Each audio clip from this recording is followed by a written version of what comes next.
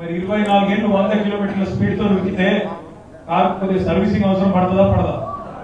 అందుకే సర్వీసింగ్ పోయింది అంతే, ఏమి కాలేదు, ఏం పెద్ద ఇబ్బంది ఏం కాలేదు. సర్వీసింగ్ కూడా పూర్తయింది.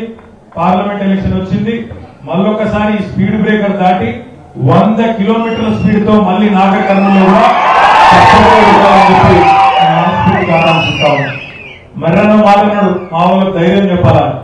కానీ నేనైతే ఒకటి మాత్రం గంటాపదంగా చెప్తున్నా, నేను అన్ని జిల్లాలు తిరుగుతా ఉన్నా.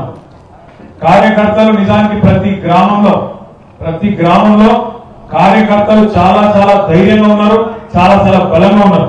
ఏమన్నా అక్కడ ఏమన్నా కొద్దిగా ధైర్యం లోపిస్తే వేదిక మీద కూర్చున్న నాయకులకు లోపించింది, కానీ కార్యకర్తలకు మాత్రం ధైర్యం పెంచుకోవాల్సింది మనం.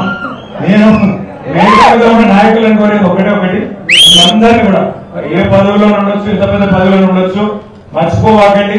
మిమ్మల్ని ఇక్కడ కూర్చోబెట్టింది వాళ్ళు, మనందరినీ కూర్చోబెట్టింది వాళ్ళే. కాబట్టి ఈ సంవత్సరం మొదటి ఒక్క సంవత్సరం కార్యకర్తల్ని వేదిక మీద కూర్చున్న కాపాడుకుంటే వచ్చే 4 ఏళ్ళు పార్టీని తప్పకుండా మీరే కాపాడతారనే బలమైన విశ్వాసం మాకుంది. ఇక్కడికి వచ్చేటప్పుడు నేను ఒక చెల్లెల గురించి చెప్తా ఉంటే అచ్చంపేటలో, ఆ చెల్లె పేరు పద్మ. అక్కడ సర్పంచ్ గారు అమ్మాయిది ఆమరాబాద్ మండలం చెంచు బిడ్డ. అమ్మాయిని బాలరాజు గారు పిలిచి మాట్లాడమ్మా అని చెప్పి మైక్ ఇస్తే ఎంత గొప్పగా మాట్లాడిందంటే నాకే ఆశ్చర్యం అనిపించింది. అమ్మాయి వయసు కూడా పెద్దది కాదు, 30 ఏళ్ళు 25 30 ఏళ్ళ మధ్యలో ఉంటుందేమో. అమ్మాయి వచ్చి నాకు చెప్పింది ఏంటంటే, అన్న మన వాళ్ళందరూ అంటున్నారు మనం ఓడిపోయినాం అంటున్నారు, మనం ఓడిపోలేదన్నా, తెలంగాణ తెచ్చినాడే మనం శాశ్వత విజయం సాధించినాం అనే మాట ఆ చెల్లెలు చెప్తా ఉంటే నా కళ్ళు కూడా నీళ్ళు తిరిగింది.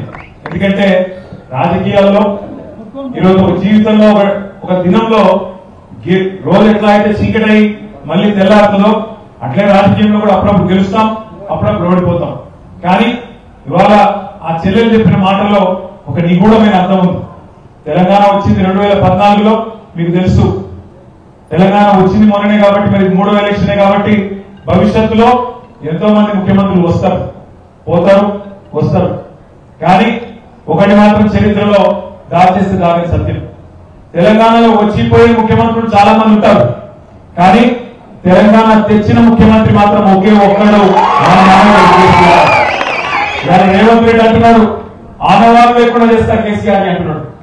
ఆనవాళ్ళు లేకుండా చేస్తా, కేసీఆర్ మత్తుకు రాకుండా చేస్తా, గుర్తుకు రాకుండా చేస్తా, జనాలకు తెలంగాణలో మర్చిపెట్టి చేస్తా అంటున్నాడు. నేను రేవంత్ రెడ్డి చెప్పేది ఒకటే, తెలంగాణలో కేసీఆర్ గారి ఆనవాళ్ళు లేకుండా చేయాలంటే తెలంగాణ లేకుండా చేస్తేనే కేసీఆర్ మర్చిపోతాం తప్ప